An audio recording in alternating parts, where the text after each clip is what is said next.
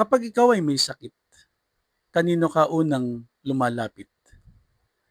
Sa doktor ba, sa gamot ba, o sa Diyos?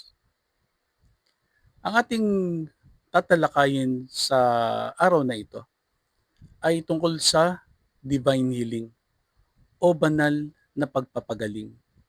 Naniniwala ka ba na kaya kang pagalingin ng Diyos sa iyong karamdaman?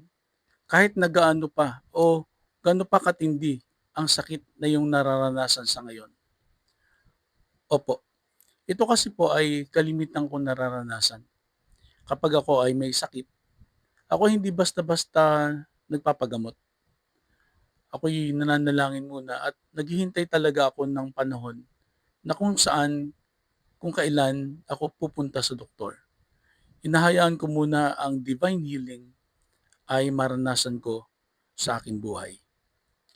Dito po sa Isaiah 53:5, mababasa natin, ngunit siya'y nasugatan dahil sa ating mga pagsalangsang.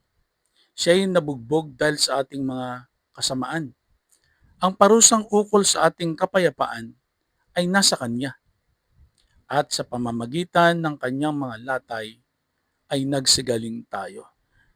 Reiterate ko po yung last words na nasa verse na ito.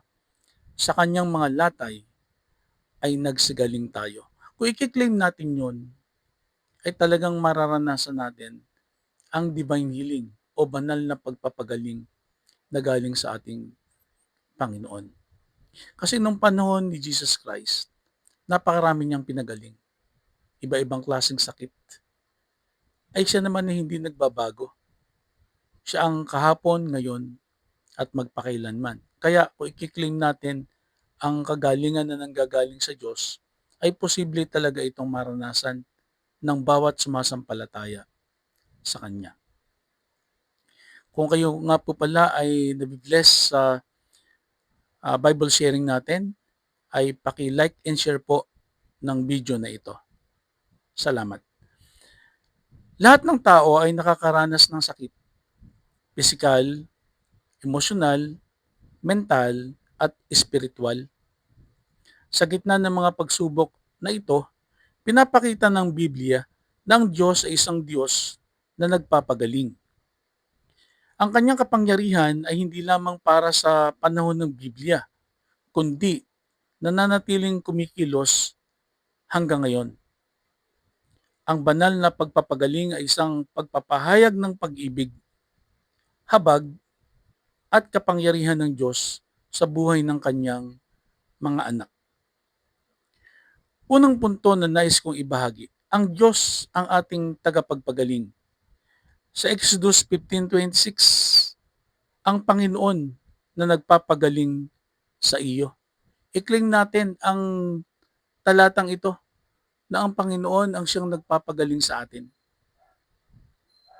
Pinakikilala ng Diyos ang kanyang sarili bilang Jehovah Rapha, na nangangahulugang ang Panginoon na nagpapagaling.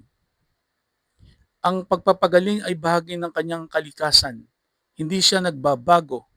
Kung siya ay nagpapagaling noon, kaya niya pa rin magpagaling ngayon ayon sa kanyang kalooban. Atin po ipapagpatuloy ang pag-aaral na ito. For the meantime po, to God be the glory. God bless you all. Amen.